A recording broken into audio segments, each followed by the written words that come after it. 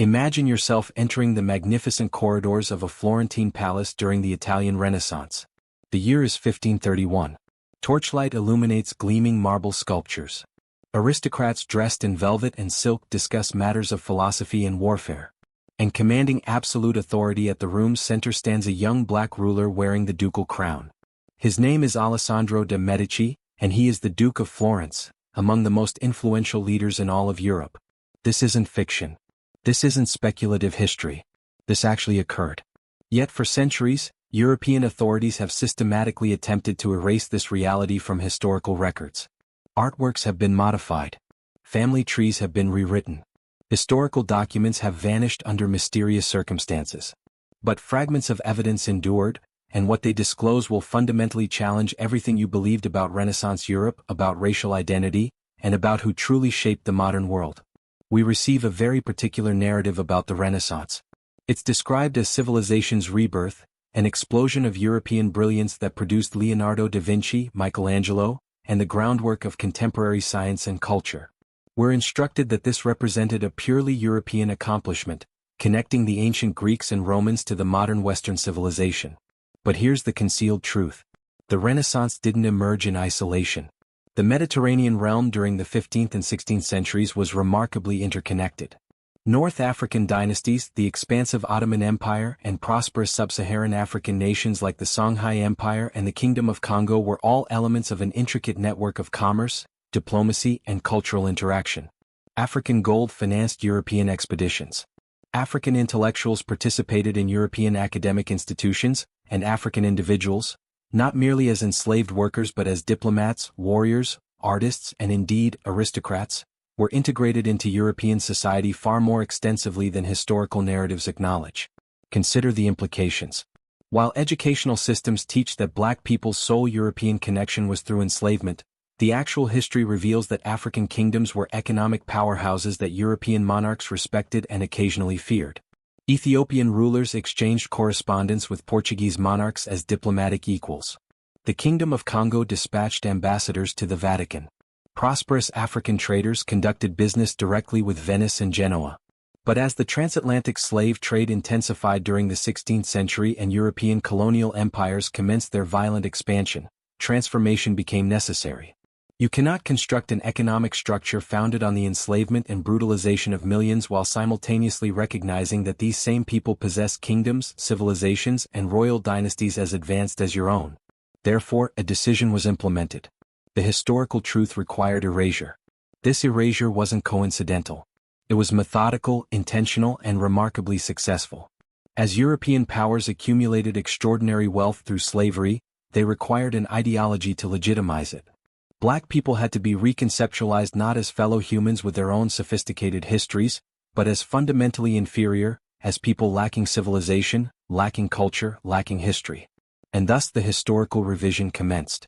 Portraits of black aristocrats were literally altered, their darker complexions lightened in subsequent reproductions. Genealogical documentation was strategically lost or amended to eliminate any reference to African lineage and royal bloodlines. Historical writings that celebrated African kingdoms or acknowledged black excellence were concealed in archives or completely destroyed. By the 18th and 19th centuries, the narrative was firmly entrenched. Europe was pure, progressive, and superior. Africa was primitive, undeveloped, and barbaric. And that falsehood became the cornerstone of scientific racism, colonialism, and centuries of subjugation. But let's return to Alessandro de' Medici because his biography reveals precisely how profound this erasure extends. Alessandro was born approximately 1510, the son of a black serving woman and a prominent member of the Medici family, potentially even Pope Clement VII himself. In an epoch when bloodline was paramount, Alessandro's mixed ancestry should have excluded him from authority, but it didn't. He was raised within the Medici household, educated alongside legitimate successors, and trained in governance and military strategy. When Florence's Republican administration was toppled in 1530, Alessandro was installed as the first Duke of Florence at merely 20 years old. He commanded military forces. He negotiated with emperors. He married into one of Europe's most distinguished families. For 7 years, this young black ruler held one of the most significant political positions in Renaissance Italy. His adversaries despised him for it. They called him Il Moro, the more weaponizing his African heritage against him. They circulated rumors about his mother, challenged his legitimacy, and portrayed him as a despot. In 1537 he was murdered by his own cousin, Lorenzino de' Medici, in what was presented as tyrannicide but was truly a seizure of power. Alessandro was 27 years old. But here's where the erasure truly intensifies. In subsequent centuries, historians systematically minimized Alessandro's African heritage. Some asserted he was merely dark-complexioned from southern Italian ancestry. Others acknowledged his mother was black but downplayed its significance. His portraits, and several exist, were described in ways that concealed his features or outright contradicted what they clearly depicted. Even presently, many conventional histories of the Medici dynasty gloss over Alessandro or present him as an anomaly, a curious footnote rather than what he genuinely was. Evidence that black individuals held the supreme levels of authority in Renaissance Europe. And Alessandro wasn't singular. Throughout Europe, the proof of black nobility is concealed in plain view if you understand where to search. Consider Angelo Solomon, born around 1721 as Mahdi Make, a prince from Central Africa. As a youth, he was abducted and enslaved, ultimately arriving in Vienna, Austria. But Solomon was brilliant, charismatic, and resilient. He mastered multiple languages, became a Freemason, and ascended to become the instructor and companion to a German prince. He married, raised children, and lived as a distinguished figure in Viennese society. But here's the atrocity. When Solomon died in 1796, the Austrian emperor had his corpse stuffed and exhibited in a royal cabinet of curiosities. This individual who had struggled from slavery to aristocracy, who had earned respect and position, was transformed into a display piece. His humanity stripped away even after death. His daughter campaigned for years to have his remains properly interred, but she was refused. That's the reality of erasure. Even when black individuals achieved the impossible, the system discovered methods to dehumanize them. Then there's Abram Petrovich Ganibal, born in Central Africa around 1696. He was brought to Russia as a present to Tsar Peter the Great, who adopted him and raised him at court. Ganibal became a military engineer, a general, and a nobleman who possessed estates and serfs. He was the great-grandfather of Alexander Pushkin, Russia's greatest poet. Or Juan Latino, born enslaved in Africa around 1518, who became a celebrated professor at the University of Granada in Spain, instructing Latin and composing poetry that earned him recognition across Europe. These weren't isolated anomalies. They were components of a broader pattern that has been intentionally concealed from us. Perhaps the most disputed case is that of Queen Charlotte of Mecklenburg-Strelitz, who married King George III and became Queen of England in 1761. Contemporary descriptions characterized her as having Moorish features. Her physician noted her appearance in terms that implied African ancestry. She was descended from the Portuguese royal lineage which had intermarried with North African nobility. Some historians believe she possessed African heritage through a branch of the Portuguese royal family that traced back to Afonso III and his Moorish mistress. For 2 centuries, this possibility has been suppressed, dismissed as conjecture, or met with outright antagonism. Because if the Queen of England during the American Revolution possessed African blood, what does that indicate about the racial hierarchies that Britain was implementing worldwide?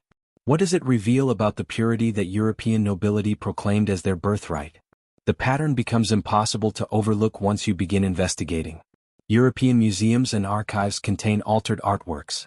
Art historians have documented instances where black figures in Renaissance paintings were literally covered in later restorations, their skin lightened, their features Europeanized. Church marriage documentation that recorded unions between African and European nobility have been lost or are maintained in restricted collections. Genealogical trees have been sanitized. Even DNA evidence, which in recent years has verified African ancestry in several European royal lineages, is met with resistance and rejection because accepting the truth demands dismantling centuries of falsehoods. But the evidence couldn't all be eliminated. Some paintings survived in their original states, concealed in private collections or regional museums distant from the centers of authority. Diplomatic records proving that African kingdoms dispatched ambassadors who were treated as equals still exist in Vatican archives and Venetian libraries. Letters composed by black nobles to European monarchs discussing philosophy, politics, and family matters as peers have been preserved. Modern historians, particularly black scholars who have struggled against institutional opposition, have been reconstructing this puzzle for decades. They've discovered the receipts. They've cross-referenced the documentation. They've demanded that museums disclose what's been hidden in storage. And slowly, painstakingly, the truth is surfacing. Here's what that truth communicates. Black presence in European nobility wasn't uncommon. It wasn't merely a handful of exotic exceptions. It was far more prevalent than we've been led to understand. African military commanders led European armies in Italy, Spain, and Portugal. Black musicians and artists worked in royal courts throughout the continent. Intermarriage between African and European nobility was employed as a diplomatic tactic, a method to cement alliances and facilitate commerce. And before the racial categories we inhabit today were solidified into law and custom, the boundaries were far more flexible. A person's value was determined more by wealth, title, and connections than by skin color alone. That doesn't mean there was no prejudice.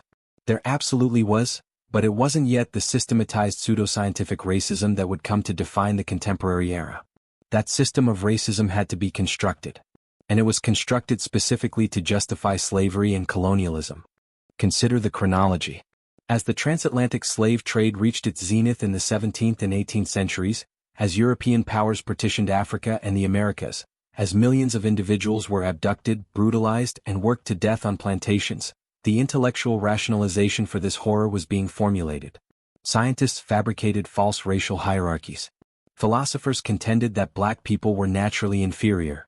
Artists began portraying Africans as primitive and savage.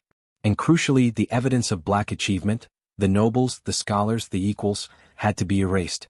Because you can't assert that black people are naturally suited for slavery while simultaneously acknowledging that they can be dukes, queens, generals, and professors. The ramifications of this are staggering. If black royalty existed in Renaissance Europe, then Africa was never the primitive, historyless continent that colonizers claimed it was. European powers recognized that African kingdoms were sophisticated, wealthy, and powerful. They traded with them, learned from them, married into them. The concept of African inferiority wasn't grounded in reality. It was a fabrication constructed to justify theft and murder on a continental scale. If race as we comprehend it today had to be invented, then it means the categories we still inhabit, the assumptions about who belongs where, who deserves what, who built civilization, are built on sand. They're not natural. They're not inevitable. They're the consequence of specific historical decisions made by individuals who profited from oppression. And here's the most explosive revelation of all. The genetic evidence is irrefutable. Modern DNA testing has confirmed African ancestry in multiple European royal lineages. The British royal family carries markers consistent with North African heritage. Spanish and Portuguese nobility demonstrate clear genetic connections to sub-Saharan Africa. This isn't speculation based on old paintings or ambiguous historical accounts. This is hard science.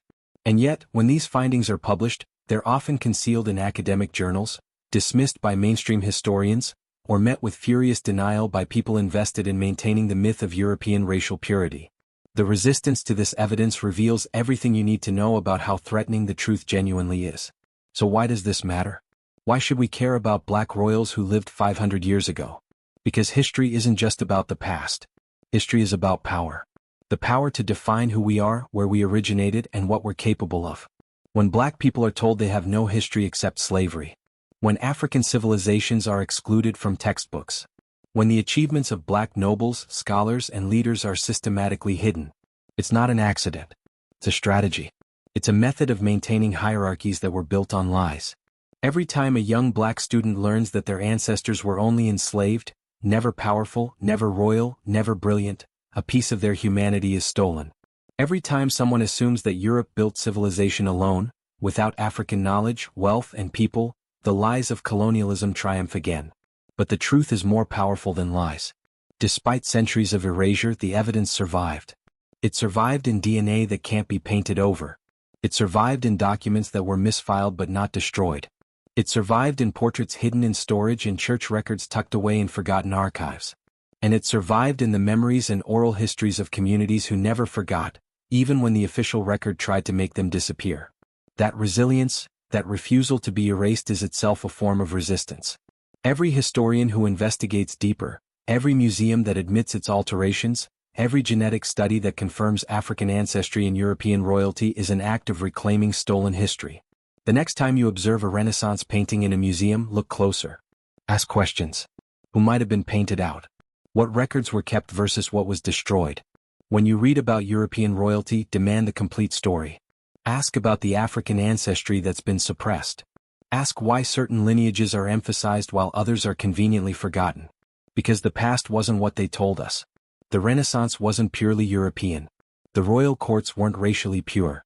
Black people weren't absent from the centers of authority. They were there. They ruled. They mattered.